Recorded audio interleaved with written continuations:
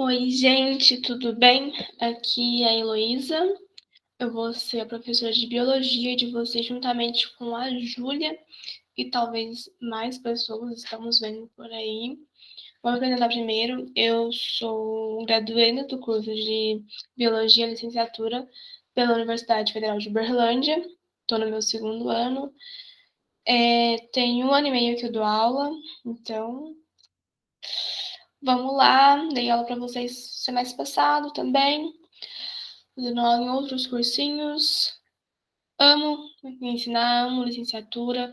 Se vocês quiserem, tiverem dúvida, pode me chamar, pode me mandar mensagem. Eu vou deixar aqui na descrição do vídeo, tem o link das páginas do Elinzando, certo? E também tem a minha foto lá, e lá você consegue achar o meu contato. Se quiser, tiver com dúvida, pode me mandar comentar aqui embaixo, que eu ajudo também à medida do possível, certo? E a aula de hoje, como vocês já devem ter visto no título, é sobre metabolismo energético. Então, vamos direto à aula, né? O metabolismo energético. Primeiramente, é um conjunto de reações químicas fundamentais para a manutenção do funcionamento do organismo, certo? E ele se divide-se em duas partes, mais ou menos. Seria o catabolismo, que é a quebra de moléculas, e o anabolismo, que é a síntese de moléculas. Lembrando que eles podem ser endergônicas, ou seja, necessitam de energia para serem realizadas, que no caso seria a fotossíntese e a quimiossíntese, ou pode ser exergônicas, que no caso seria a respiração celular e a fermentação. Quando ela é exergônica, vocês têm que lembrar que ela libera energia, tá bom? E vamos lá para os dois processos principais. Primeiramente, eu vou falar sobre fotossíntese e depois sobre respiração celular. Acredito eu que sejam os mais importantes e os que mais caem. E na apostila vai estar explicando os outros dois processos, que seria a quimiossíntese e a fermentação, tá bom? Então vamos lá. A fotossíntese, ele é um processo autotrófico ocorrido em organismos clorofilados, certo? Que possuem clorofila, que utiliza a luz para a obtenção de energia química. E eles vão ocorrer lá nos tilacoides desses cloroplastos, certo?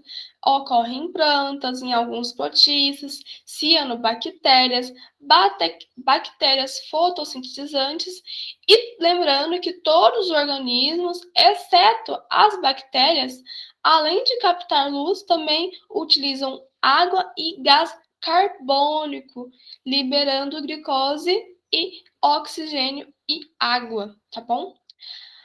Aqui, bonitinho. Aqui o gás carbônico, a água. Lá do outro lado sai o quê? Isso aqui é uma equação, gente. Nossa, eu sou péssima em química, esses nomes tudo me foge, mas vamos lá. É uma equação química, certo? Que tem carbono, gás carbônico de um lado, dióxido de carbono, a água, com reagindo a luz e a clorofila, vai liberar a glicose, o oxigênio e a água mais uma vez.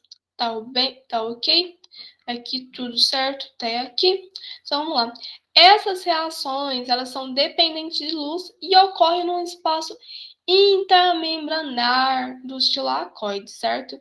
E a reação independente de luz ocorre lá no estroma fotossintetizantes, que é um processo pelo qual as células sintetizam as moléculas orgânicas, por exemplo, a glicose, e a partir de moléculas inorgânicas, por exemplo, o CO2, o H2O, na presença de luz solar. Tudo bem? Então, repetindo aqui. Fotossíntese é um processo pelo qual as células sintetizam a molécula orgânica a partir de moléculas inorgânicas na presença de luz solar, certo? As moléculas orgânicas, no caso, seria a glicose, e as inorgânicas seriam o CO2 e o H2O. Tudo bem? E esse processo, ele vai requerer um pigmento fotossintético, que no caso seria a nossa querida clorofila. E só pode ocorrer em certos organismos, por exemplo, as plantas e algumas bactérias, certo? Nas plantas, a fotossíntese ocorre dentro de uma organela especializada chamada cloroplasto. Eu tenho a imagem do cloroplasto bem aqui, certo? Lembrando que a fotossíntese é um processo de duas etapas. Lembra que eu falei no slide anterior? As reações dependentes de luz converte a energia do Sol em energia química, que no caso seria a ATP. E as reações independentes de luz usam a energia química para sintetizar os compostos orgânicos, por exemplo, o carboidrato. Tudo bem por aqui? Pausa para Loló beber água, né? Certinho até aqui? Espero que sim. E vamos lá. A luz absorvida lá pela clorofila, ela vai liberar elétrons energizados, tá bom? Que são usados para produzir essa ATP, que no caso seria a energia química. Gente, eu acho que eu não expliquei certinho o que seria essa ATP. Mas é o seguinte, a ATP, que é a adenosina trifosfato, é uma das principais substâncias armazenadoras de energia. Tudo bem? E além disso, ela participa de diversos processos metabólicos da célula. Ela vai ter uma molécula de fosfato, a adenina e a ribose, que no caso vai ser a ATP. Eu vou ter isso no próximo slides. Lá na respiração solar eu vou explicar de novo o que é a ATP. Tudo certinho. Mas você tem que saber que a ATP vai estar presente na fotossíntese e na respiração celular. Vai ter nas duas, tudo bem? Mas aqui está o processo bonitinho da fotossíntese, bonitinho, bonitinho, bonitinho, que é o quê? Voltando lá no que eu estava falando, a luz absorvida pela clorofila, que libera elétrons energizados, que são utilizados para produzir ATP, que é energia química. E os elétrons que são doados pelas moléculas carreadoras, que é o NADP, NADP, mais são usadas junto com a ATP nas reações independentes de luz. Tudo bem até aqui? Por um segundo eu ia falar NADPH, mas não é NADPH aqui e agora. Estava viajando. Voltando aqui, esses elétrons perdidos pela clorofila, eles são substituídos por água, que é dividida na fotólise. Fotólise. F-O-T-O com acento circunflexo. Lise. Tá, fotólise. Para produzir oxigênio e hidrogênio. E as reações dependentes de luz ocorrem intamembranar dos discos membranosos, lá dos chamados tilacoides, que é essa partezinha aqui em verde, tá? E vamos por etapa. Já falei da etapa 1, agora a etapa 2. As reações independentes de luz, o ATP e o hidrogênio, mais a elétrica, os transformadores pelo NADPH, são transferidos para o local de reações independentes de luz. E o hidrogênio e os elétrons são combinados com o dióxido de carbono para formar os compostos orgânicos complexos. Que seria o que esses compostos orgânicos complexos? Seria o carboidrato, um grande exemplo disso. E a ATP fornece a energia necessária para alimentar as reações anabólicas de fixar as moléculas de carbono junto às reações independentes de luz ocorrem dentro do interior cheio de fluido de cloroplasto, chamado estroma. Tudo bem por aqui? Eu acho que eu falei muito rápido essa última parte, então eu vou repetir, tá? Voltando ali que eu falei dos carboidratos, que seria um exemplo desses compostos orgânicos complexos, certo? Aí eu falei que a ATP fornece a energia necessária para alimentar essas reações anabólicas, falei errado, e fixa as moléculas de carbono juntas. E as reações independentes de luz ocorrem lá dentro do interior cheio de fluidos de cloroplasto, que é chamado estroma. Eu acho que agora ficou mais claro, certo? Lembrando que essa etapa fotoquímica, que é a etapa com luz, e a etapa química, a etapa sem luz, que é a etapa 2 que eu acabei de explicar. Tudo bem? Aqui é só trouxe essa imagem para vocês terem noção, porque se cair em algum vestibular, algum Enem, para vocês saberem que essa daqui é a imagem macroscópica lá do cloroplasto. Aqui é o desenho, aqui tem essas partes em verde, essas partes de cá.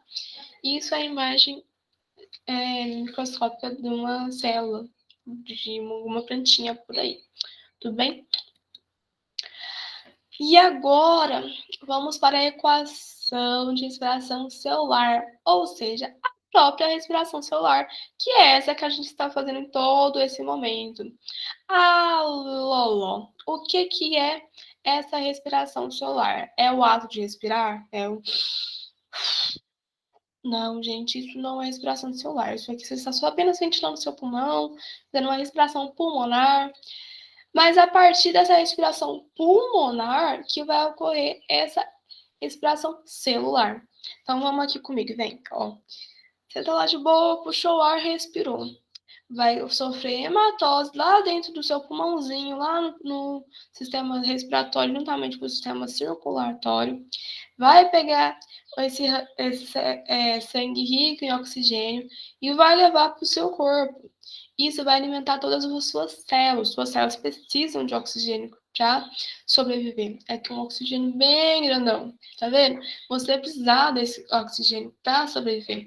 Porque aqui que vai ocorrer essa linda e bonita respiração celular, que é o seguinte: a respiração celular é a liberação controlada de energia nos corpos compostos orgânicos para produzir a ATP. Então você vai comeu, teve glicose. Glicose é aquele açúcarzinho, rica em energia. Mas o oxigênio, eles vão reagir lá no seu corpo e vai fazer gás carbônico, água e energia, ok? Isso daqui vai produzir a nossa linda ATP. Mas vamos lá com calma. Com calma. Vamos lá. A respiração solar, como eu acabei de dizer, é a liberação controlada de energia de compostos orgânicos para produzir ATP. E como principal composto orgânico utilizado para esse processo são os carboidratos, no caso seria a glicose. Embora também possam ser usados os lipídios, as proteínas, porque elas também são digeridas, né? Mas o principal é esse carboidrato para liberar a glicose. E existem dois tipos de principais de respiração celular. Tem a respiração anaeróbica, que envolve a quebra parcial da glicose de citosol, não glicose de citosol, glicose no citosol, para uma pequena produção de ATP, ou seja, a respiração anaeróbica ela vai produzir pouco ATP, certo? E a respiração aeróbica utiliza o oxigênio para quebrar completamente a glicose lá na mitocôndria para um maior rendimento de ATP. Gente, tem a operação do ciclo certinho. Vocês têm que lembrar que o seguinte, deixa eu pegar aqui certinho para falar para vocês. Mas tem uma quantidade correta que vai liberar de ATP, né? Na respiração aeróbica, que é essa que eu acabei de falar, o saldo final vai ser 38 ATPs, podendo ser 36 ATP, dependendo das células em que ocorre. Mas tá vendo que é um número de ATP muito grande? Lógico que essa ATP, como ela tá sendo feita a nível celular, então a todo momento ela está sendo feita. Tipo, eu estou falando aqui, tá quebrando minha ATP, tá quebrando a ATP, porque senão nosso corpo não tem energia para sobreviver. Tudo bem até aqui? Vamos para os próximos slides, que eu acho que vai ficando mais claro para vocês. Ok, o ATP, que é a adenosina trifosfato, ela é uma molécula de alto alta energia que funciona como uma fonte imediata de energia, certo? Para os processos celulares. Então, o processo todo do nosso corpo todo é constituído de célula. E uma molécula de ATP, ela possui 3 grupos de fosfato, certo? Aqui 3 grupos de fosfato ligados. Eles são ligados covalentemente e que armazena energia potencial das ligações. Essa parte de covalentemente, quieta um pouquinho, que a professora de química vai falar para vocês sobre ligação iônica, ligação covalente, ligações metálicas, tudo bonitinho. Vocês vão entender certinho essa parte. Eu não consigo explicar para vocês agora porque, primeiro, sou péssima em química. Segundo, não tenho esse tempo para dedicar para vocês. Mas, ó, apesar de eu ser péssima em química, eu sei o que é ligação covalente. Aprendi esses dias. Mas vamos lá. Esse ATP contém os 3 grupos de fosfato, né, que estão ligados covalentemente, como eu disse, e eles que armazenam essa energia potencial em suas ligações. E quando esse ATP é hidrolisado, que é a formação do ADP mais pi, tá vendo? Trifosfato, disfosfato. Que bonitinho. Enfim, a energia armazenada na ligação fosfato é liberada para ser usada na célula, que no caso a respiração celular usa essa energia armazenada em moléculas orgânicas para assim regenerar a ATP de ADP. Isso é via oxidação. Eu acho que ficou confuso, eu acho, porque eu acho que essa matéria é muito complicada. Gente, ó, isso aqui é uma introdução a essa parte da do metabolismo energético. Mas é de suma importância que vocês não assistam só essa aula. Aproveitar que eu tô bem na metadezinha.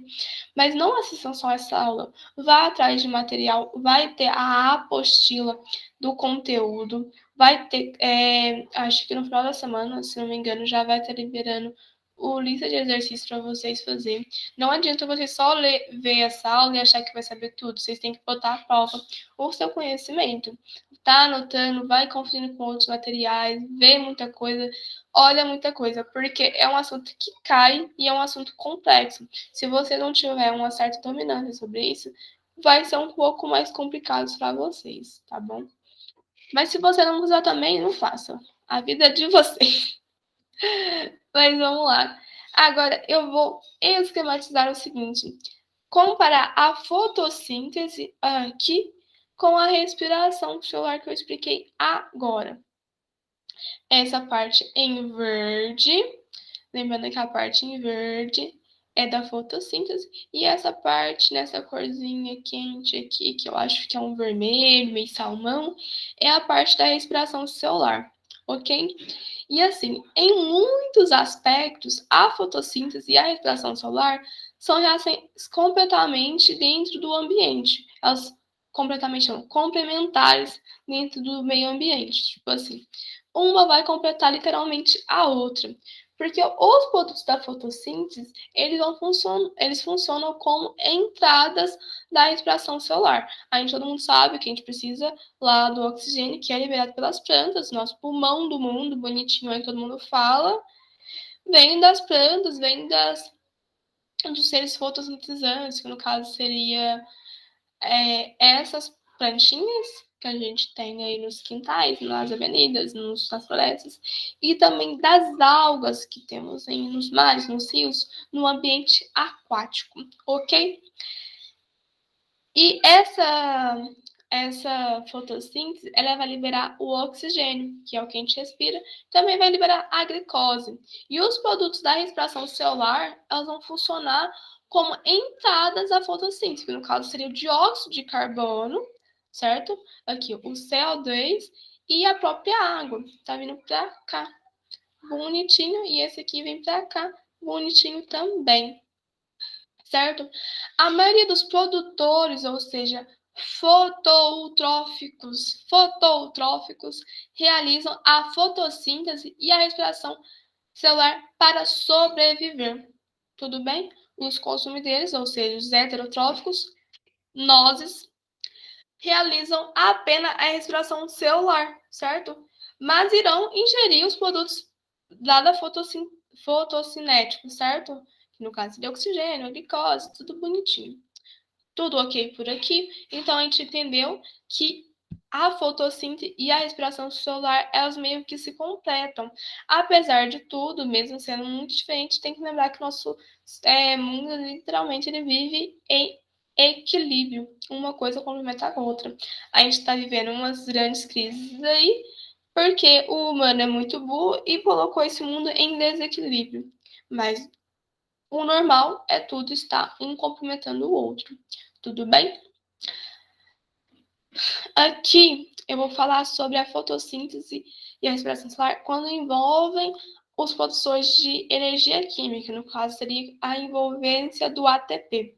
Na fotossíntese, que é essa parte de cá, o ATP ele é produzido via energia luminosa, igual eu expliquei, lembra? Que é a fotosforilação. Ô, nomezinho difícil! Mas é fotofosforilação. É usado para fazer com as moléculas orgânicas, certo? Então, a fossilização é usado para fazer moléculas orgânicas. Já na respiração, lá na mitocôndria, bonitinha, a respiração celular, o ATP é produzido pela quebra de moléculas orgânicas. Então, vai ser fosforilação oxidativa. Tudo bem? Em ambos os casos, a produção envolve uma cadeia de transporte de elétrons e a quimiose. Quimiosmose. Falei errado. Nossa, falando tudo errado essa aula. Dessa aqui eu tô gravando de manhã. Ainda estou com sono. Mas sabemos que em ambos os casos, a produção de ATP vai envolver uma cadeia de transporte, certo?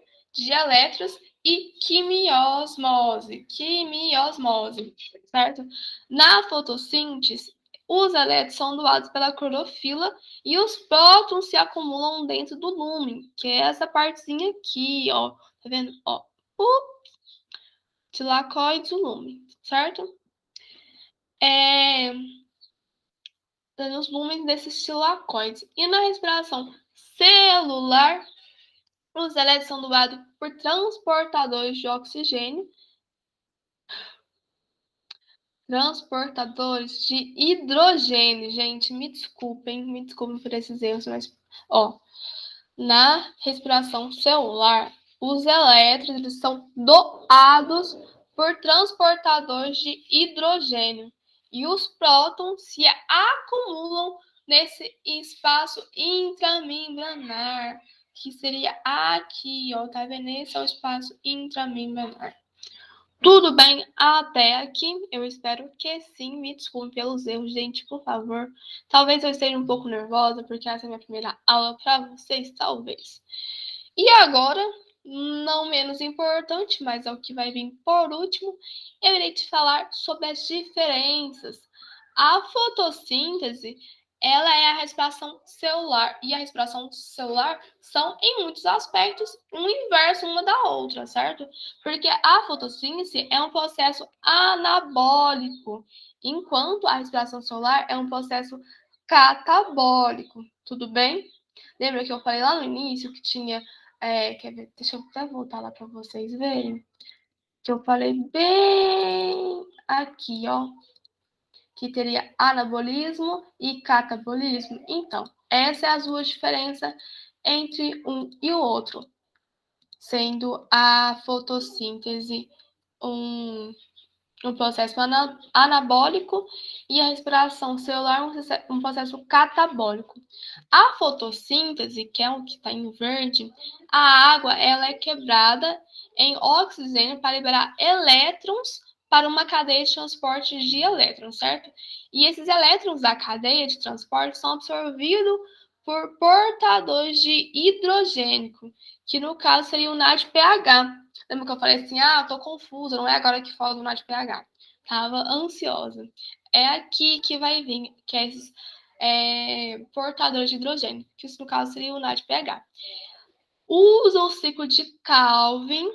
Kelvin para sintetizar a glicose e requer portadores de hidrogênio e de dióxido de carbono. Esse ciclo de Kelvin, ele vai estar lá na apostila, tudo bonitinho, com um esqueminha explicando parte por parte. Gente, vocês fazem um favor de ver essa apostila, porque ela foi muito bem feita. Então, vamos lá ver a apostila, certo? Já na respiração celular, usa o ciclo de Krebs para quebrar a glicose, que no caso libera portadores de hidrogênio e de dióxido de carbono, e os transportadores de hidrogênio liberam elétrons para uma cadeia de transporte de elétrons, que no caso seria o NAD e o FAD2 especificamente, certo? Então, NAD, H e FAD-H2. E os elétrons da cadeia de transporte são absorvidos pelo oxigênio, que no caso, para formar a água. Tá vendo aqui, ó? Tem a glicose, O2, a BUNAD, o ATP, que vai liberar o O2, que logo vai se transformar em H2. Ó, tudo ok aqui? Da mesma forma que vai estar aqui. Esses dois vão ser absorvidos lá na fotossíntese, igual eu expliquei que o processo é circular, um completa o outro. Mas aqui está o O2 e o H2O, que vai entrar, vai ser o NAD, tudo bonitinho. Isso aqui é muito lindo, gente. Isso aqui é muito importante, vocês saberem que um literalmente completa o outro. Tudo bem? No mais, a aula fica por aqui. Eu ia colocar algumas atividades para vocês, mas eu preferi não colocar porque senão ficaria muito extenso. Enfim, muito obrigada pela participação, por ter assistido até aqui. Se tiverem dúvida, manda aqui sugestão de aula, sugestão de tema. Se falam assim, você fala muito rápido, fala mais devagar. Pode falar aqui também, tudo bem? Enfim, muito obrigada a todos e um beijo. Eu vou parar minha gravação. Um tchau para vocês.